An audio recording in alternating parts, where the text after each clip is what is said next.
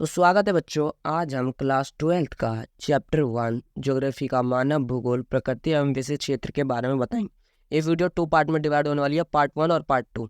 तो पहले हम बात करते हैं मानव भूगोल। मानव भूगोल का अर्थ क्या होता है? तो मानव भूगोल प्रकृति तथा मानव के परिवर्तनशील संबंधों का अध्ययन ही मानव भूगोल कहलाता है। तो बच्चों ये याद रखना, मानव व प्रकृति के संबंधों का अध्ययन 3 विचारधाराओं के द्वारा दिया जाता है। तो पहला है निश्चयवाद, दूसरा है नव असंभववाद, तीसरा है नव निश्चयवाद। याद रखना बच्चों। तो पहला बात करते हैं निश्चयवाद।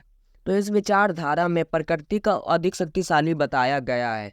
दूसरा, इस अवस्था में मानव निष्क्रिय होता है और प्रकृति के अनुसार मानव स्वयं को ढालता है। इस विचारधारा को मानव का प्रकृतिकरण के नाम से भी जाना जाता है। इसके समर्थक है रेड जेल, एलेंसी, सैंपल। अब दूसरा आता है संभववाद। तो यह निश्चयवाद विचारधारा से बिल्कुल विपरीत है। इसमें मनुष्य को अधिक शक्तिशाली बताया गया है। इस विचारधारा को प्रकृति का मानवीकरण के नाम से भी जाना जाता है।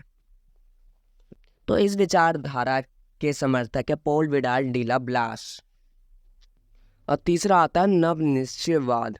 तो यह विचारधारा निश्चयवाद और संभववाद के बीच के मार्ग का प्रस्तुत करती है।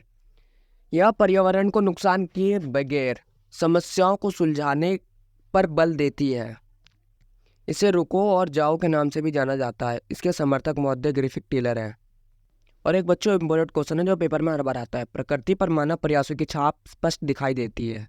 तो पहला, तरंगित पहाड़ियों में चारागाहों का उपयोग। ठीक है बच्चों।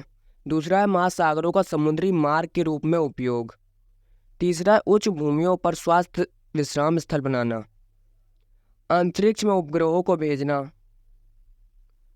कृषि नगर पुलों का निर्माण करना।